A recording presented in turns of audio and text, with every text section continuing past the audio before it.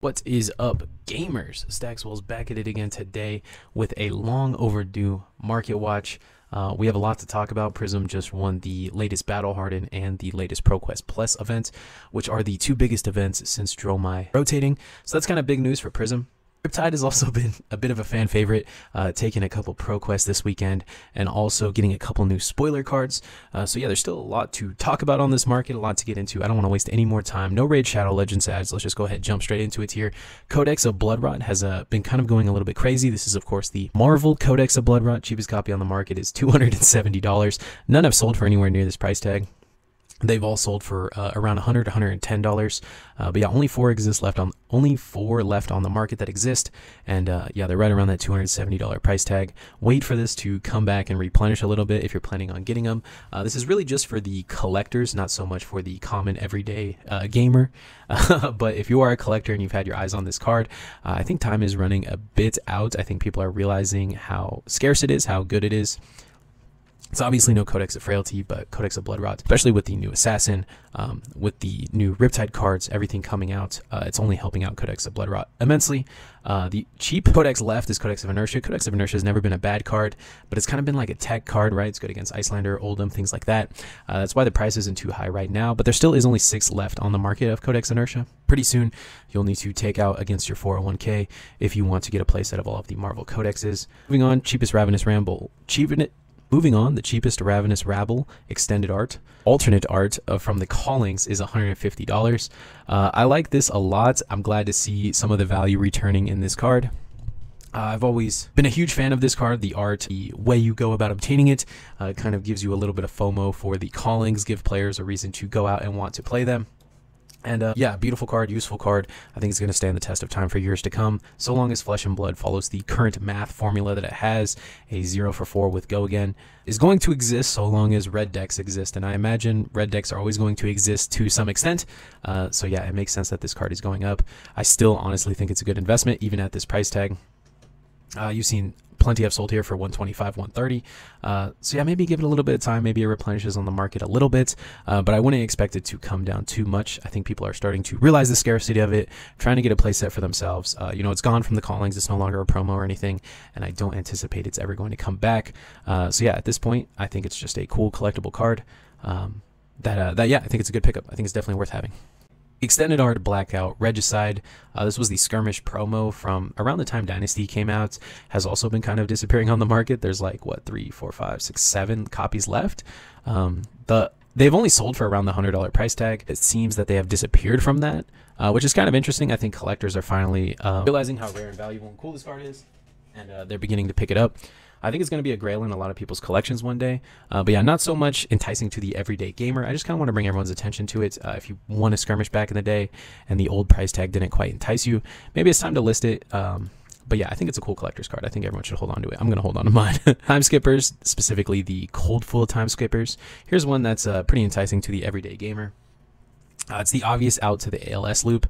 I know a lot of Prisms have been kind of switching away from ALS and into the Iris of Reality sideboard package, but Time Skippers is still very much good into Iris of Reality, so it would still make sense to get it, and for only $12, it makes a lot of sense. It's also a generic, like, this card kind of ebb and flows from the meta all the time, right? When original Prism was out, Time Skippers was good, then it became bad. Then Dromai started to play this, right? I don't know if you guys remember, but Dromai started to play this card to make Ash, not only make Ash, but also you could, like, you know, play your Passioning Mirage, then Ghostly Touch and attack them. It was kind of a big ass because you need some blues to do that. It was definitely possible. It was something Dromai was doing, and Dromai was making Ash. And then it got bad again right when Tome came out, and then now it's good again with Blue Prism kind of running amok. So it's just one of those cards that seem like it's timeless. It ebb and flows from the meta all the time. So you might as well have a copy, especially when it's only $12. I think it's a fantastic pickup. Amplifying Arrow. Next card I want to talk about. I'm a bit late to it just because I haven't uploaded in so long. But yeah, Brody won the Calling Paquette on Amplifying Arrow. It's a fantastic card. Good in Azalea. Makes a lot of sense. Perfect addition. Good on him for finding this tech. Cheapest rainbow foil on the market is about $6, and cheapest non-foil is about $3. I think it's definitely worth picking up a set of this card. Because the legendaries in Outsiders are just so bad, all the value is kind of in the Majestics. So when the Majestics become good in Outsiders, the value of them just goes crazy. Think of cards like Dishonor or Down and Dirty or Codex of Frailty or Concealed Blade. Yeah, so So many examples of good Outsiders Majestics going crazy. So with that in mind, even if you don't currently play Azalea, you don't want to wait for it to be a $10 Majestic. You might as well just get a playset now for like $5, and then if you ever need it, you have it there. And if not, I'm sure, as Azalea increases in popularity, as people start to get hip to the Amplifying Arrow build, I'm sure the price will creep up here a little bit. Shimmers of Silver, cheapest copy on the market, is about $12. Makes a lot of sense with the new Illusionist coming out, the Blue Illusionist. So it makes sense that the Blue Illusionist specs are going to go into the Blue Illusionist cards, right? The good ones are Shimmers of Silver. And then new Prism is also playing the Iris package. So it's kind of interesting because the Prism of a month ago was playing to the ALS package and didn't even have Shimmers of Silver in their deck. So even the existing new Prism players need to pick up this card, and then new Prism players, like when I say new, players picking up Prism for the first time this weekend also have to pick up Shimmers of Silver. So everyone's picking up Shimmers of Silver, whether they're already been a Prism player or they're a new Prism player as of this weekend. So yeah, it makes sense that the card's going up, and I honestly don't think it's going to be going down anytime soon, unfortunately. You guys know I'd be honest and say let it cool off, but I don't think it's going to cool off, especially with Enigma coming out.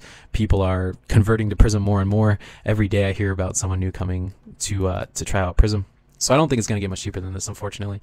Cheapest copy on the market is $11.50. Ripple Away, this card's actually been going kind of crazy. I think it's just because of KO. This is KO is the only card that this is good against. So yeah, cheapest copy on the market is like $6.50. This card's also creeping up. It's been creeping up a little bit ever since the Pro Tour, ever since people started copying all those lists, specifically Max Klein's list. I think he was playing Ripple Away. So yeah. But creeping up ever since the Pro Tour. Makes a lot of sense. It's very good versus agility tokens. Trench of the Sunken Treasure. If you guys watch the Card Guys deck tech on Riptide, then you'll know how important Trench of the Sunken Treasure is. Makes a lot of sense. It's the chess piece of choice for Riptide. It's like the only one you can play because it gets the traps out of your arsenal. If a trap gets stuck in your arsenal as Riptide and they don't attack you, you kind of just lose the game. This is the only way to get out of it. I guess the new arms kind of do that as well, but I imagine Riptide will probably just play both of those cards, like this and the new arms. Cheapest Rainbow Foil on the market is $10. I think it's worth picking up, even if you don't plan on playing Riptide. You just don't know how the spoilers are going to change the deck. Maybe you will be enticed by Riptide at some point. Obviously, Riptide is going to be good, or else he'll never LL, right? And obviously, he's going to LL at some point.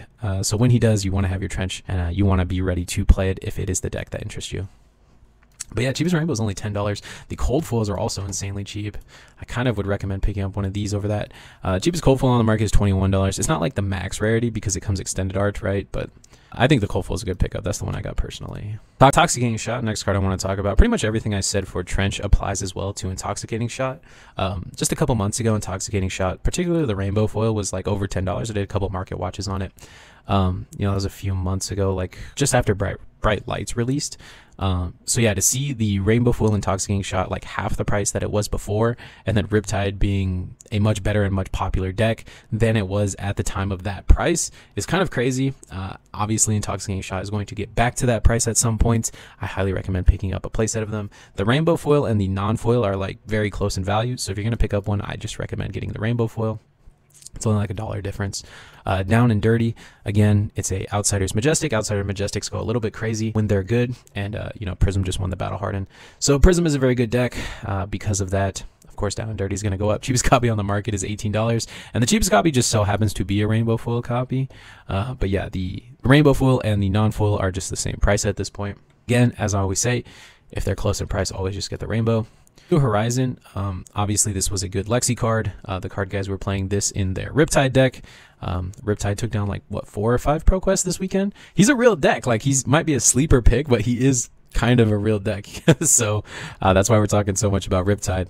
But I know you guys remember when New Horizon was a $220 card. Let's not wait for it to get back to that price point, whether it be for Riptide or for a new Ranger.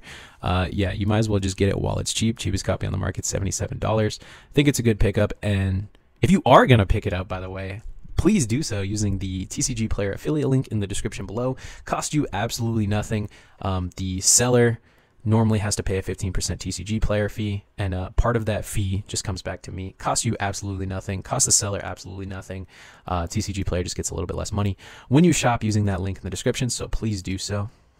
Hyper X3, the extended art cold foil legendary from Bright Lights, is only $42. For an extended art legendary, that's pretty cheap. It's only really kind of playable in Max at the moment, but Max has to play it because it's the only Iconologist headpiece that blocks. Max isn't a terrible hero. I actually took Max to a pro quest this weekend and was able to top 8 with it. And I lost to a Viscerai of all things. Like, I kind of prepared my deck for the meta, and it was like an off meta versus off meta deck. So when that happened, it was just, yeah, you're just not expected for it, right? So I was happy to lose to a Viscerai because I love Viscerai. But yeah, Max is a real deck. I'm getting on a tangent here, but Max is a real deck. I think it's a good pickup. Only $41 for the EA. I could also see them, I'm sure that they're disappointed that we just use this as kind of like an iron rot. So I could also see LSS trying to lean Max in more of a direction to play with this strategy of the text on the card, right? Maybe they want you boosting away hyperdrivers and putting them underneath Hyper X3 and drawing a card or whatever. So yeah, it's not impossible that this card just becomes good because of its text either, right? Slay, this is kind of a meme card a little bit, but it's only 19 cents for a Majestic, an expansion slot Majestic, but it's also an out to the ALS loop. I don't think I've seen anyone mention that, but it is an out to the ALS loop. Destroy target angel ally, you destroy the angel that puts ALS back on top of the deck. They have no way to recur that angel. So yeah, it's technically an out to the ALS loop, which is kind of funny. Courage of Bladehold, cheapest copy on the market is $17. Cheapest rainbow foil on the market is like $20. And I know what you're thinking. Stacks, I already have my Courage of Bladehold. Hold on. With the new Olympia specialization, I think you need 3 of this card. I think Olympia just plays Courage of Bladehold, Gallantry Gauntlets, Refraction Bolters, and then Prize Galea times 3 of each. And the new Visit the Blacksmith or whatever the new Olympia specialization card is. So Olympia is shaping up to be quite an expensive card. I don't think people are really hip to it yet, though. So just think, like, Courage of Bladehold's already kind of expensive. No one's really even playing it, and it's still expensive. Now imagine when people are playing it, and people are not only playing it, but they're playing 3 copies of it, or maybe 2, right? Maybe you play 2 Courage and then a Grains or something. Either way, I imagine this card is going to go up a lot when people start cooking with Olympia. And yeah, back on this, the swords are like the only way to play Olympia, I think, with the new specialization. It's the only equipment that makes sense to buy back. Like with Decimator, what are you buying back that's like actually impactful? Because you want to be buying back things that are helping you win wagers. What's helping you win wagers is like, yeah, Gallantry Gold, Courage of Bladehold. Actually, I kind of want to look this up on the fly, but is Gallantry Gold... Cold Foil Gallantry Gold's also an insane pickup. I didn't even think about that till I just started like talking through my thought process. But yeah, for only $7.50, I think both this and Courage are pretty good pickups at the moment. Because yeah, they just help you push through the damage, help you win your wagers, and you know, which is obviously going to get you more gold, which is going to get you more Gallantry Golds and more Courage of Bladeholds, which is like ideally going to steamroll you the game, right? I think people are looking at Olympia right now and just thinking of Decimator, but yeah, I imagine like a very aggressive sword-oriented Olympia. Parry Blade, I think this card's bad. I don't even think I would play it in Olympia, but the cheapest cold foil on the market's $1.60, and I'm sure other people are going to play it. So yeah, maybe they might be onto something, or maybe the price will spike either way, whether it's good or it's bad. But yeah, for $2-3 after shipping, it's probably worth picking up a couple copies. Yeah, it could be good. I'm not a believer, but yeah, kind of make your own decision on that. Ambrance of Determination, obviously a good card versus Prism. People always meme on me, it's not worth the slide deck slot. Is it worth the slide deck slot now? I think it is. I think it would be very annoying to play against as a Prism player. I can't say I've tested a ton with it, but in the couple games I have tested it, it's felt very good. Let me know your experience in the comments below. Have you guys tested Ambrance of Determination against Prism? How good is it actually? It seemed very good on paper, and for $7.50, I think it's kind of a steal. Tiger Stripe Shuko, same thing. I think Katsu's going to start playing this card because... yeah, obviously the damage can't be prevented on the second attack or whatever. So if you attack with like a 1 attack or a 2 attack, or maybe Fi gets more popular because he's so good at utilizing Shuko. And then obviously the new ninja is going to be wanting to play Tiger Stripe Shuko. And in a world where Prism is preventing everyone's damage, a card that says your damage can't be prevented goes a long way, right? Especially if you have attack reactions like you do in Katsu, right? If you attack with a 2 attack card and then they block it with a 2 attack block and you bonds, or not bonds, Ancestral Harmony. What's the card that gives it +1? You guys know what I'm talking about here. I think it's called Ancestral Harmony, Art of War, all of that stuff. You guys know there's a ton of ways to give the card +1 in Katsu. Yeah, I think Tiger Stripe Shuko is actually insane right now. I think people are going to start citing this against Prism once people start respecting the deck and once people start realizing it's a very much a meta contender, very much a threat. If you're a Ninja player, cite this. Let me know if you have tried it in the comments down below. Soundscara Great Bow. This is the Marvel copy, or the Marvel version. Cheapest copy on the market is $79. I think it's a good pickup as well, because how else are you going to play the new Riptide specialization, the one that needs an aim counter? It's either this or Barbed Castaway, and Barbed Castaway is just so bad. So I imagine people are going to play Sandscour and just hopefully try and get the try and get the new card out with that. Like if you get it, cool. If not, it's just a one cost load maybe. But yeah, if they're leaning Riptide in more of an aim counter focused build, maybe you start playing infecting shots and inertia shots and things like that, and you're going to start wanting aim counters in general. Since he doesn't have Crow's Nest, this is kind of like the only way he could do it. Yeah, again, aside from Barbed Castaway, and that card's just terrible. I don't think you could get away with playing that. That's all I got for you guys today. Thank you so much for watching. Don't forget to like, comment, rate, subscribe, and help the algorithm help me out just a little bit. Later, gamers.